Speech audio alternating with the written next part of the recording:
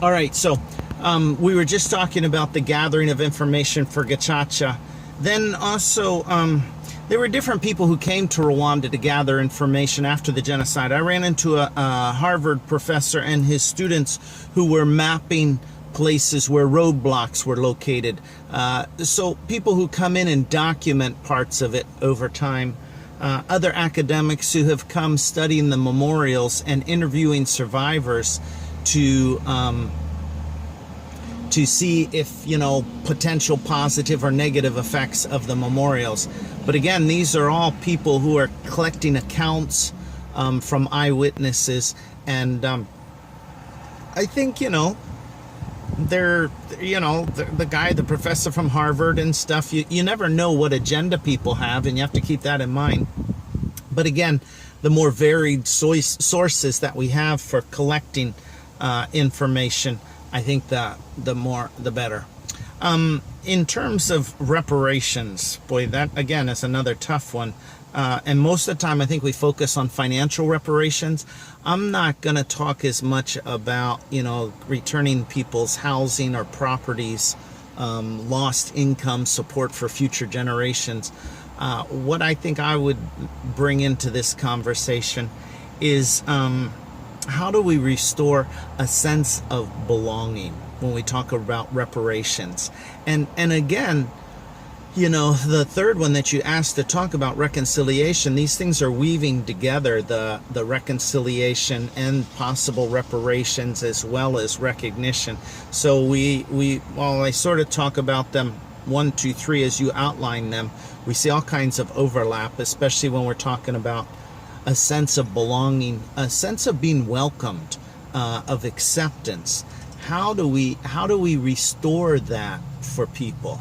And that also, I think that when survivors are part of restoring perpetrators back, with restorative justice, we're talking about the needs of the victims and the needs of the perpetrators. And when survivors are somehow engaged in addressing the needs of the perpetrators, like I think Gacaca provided some of those opportunities, as well as the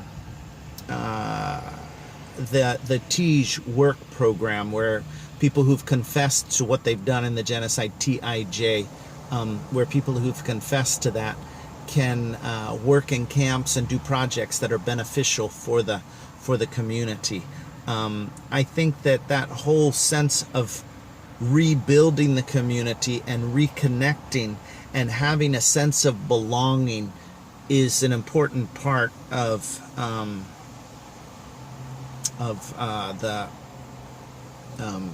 reparations. And I may be misusing the term reparation when I start talking about social things, but anyway, those are my thoughts. I think the last thing with reparation and also Gacaca and the TIJ, the work projects, is the idea, picture this, a lady for years, maybe even since she's a little girl, she saw her mother do this, saw her grandma do this. Their garden plot is on a steep, sloping section of the hill, and they actually have found it wise to drive a stake in the ground, put a rope around their waist and around the stake, so if they trip or stumble while they're hoeing on this steep hillside, they don't fall all the way to the bottom. Then TIJ comes along and they do radical terracing, removing the topsoil, digging until your bed is sloping back into the hillside, putting the topsoil back on top, planting walls of grass along borders there, the grass that'll be taken home to your cattle at home or your goats at home. And now as the woman is standing there, barefoot hoeing, she's put the goat manure in the garden. The rain isn't going to wash it away. It'll seep into the soil. This is not repaying back for lost lives by any stretch of the imagination, but this is a sense of understanding that this work, this bed that I'm standing and I'm now growing much more food in than I could before, this was made by the people who committed genocide.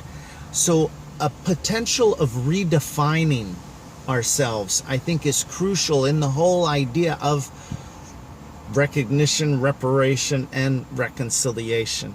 And I will move to the last one there well, let me stop and do a third one for reparation.